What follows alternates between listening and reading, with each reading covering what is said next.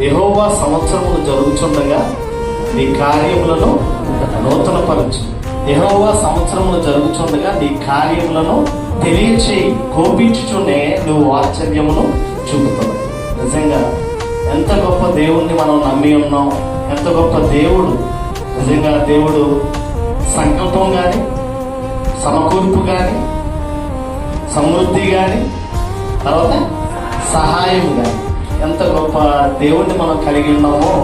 నిజంగా ఇది ఎంత దేవుడు ఈ సంఘానికి ఇస్తున్న వాగ్దానాన్ని ఒకసారి మనం చూడగలిగితే, ఒకసారి బైబిల్ విప్పండి. జకరియా గ్రంథం 4వ అధ్యాయము 6వ వచనాన్ని ఒక మాటను నేను చదువుతున్నాను. మీరు జాగ్రత్తగా మీ బైబిల్లో మీ మనసులో మీరు చదువుకోండి. మీ బైబిల్ విప్పి జకరియా గ్రంథము 4వ అధ్యాయము 6వ వచనంలో, అప్పుడు అతడు నాతో ఇట్లనెను, జెరుబ్బయలున్న ప్రత్యక్షమగు యెహోవా వాక్కు ఇదే, శక్తి చేతనైనను బలము చేతనైనను కాక నా ఆత్మ చేతనే ఇది జరుగునదని సైన్యములకు అధిపతి యెహోవా సెలవిచ్చుచున్నాడు.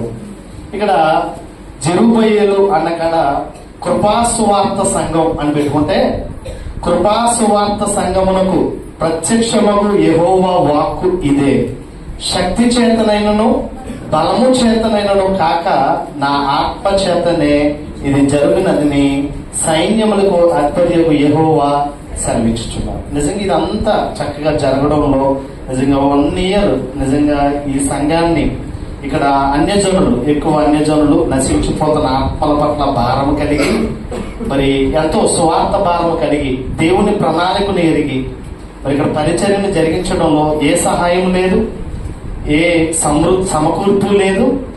దేవుడు ఏ విధంగా ఇదంతా జరిగించాడు, ఈ సంఘాన్ని అంతటిని సంవత్సరం అంతా కాపాడడంలో, ప్రతిని అనుగ్రహించడంలో ఇది ఎలా జరిగిందంటే, ఈ కృపాసువార్త సంఘానికి దేవుడు ప్రత్యక్షమై చెప్తున్న మాట ఏంటంటే, శక్తి చేతనైనను బలము చేతనైనను కాక నా ఆత్మ చేతనే ఇది జరిగినని సైన్యములకు అధిపతి యెహోవా సెలవిస్తున్నాడు. నిజంగా ఇదంతా ఎలా జరిగింది?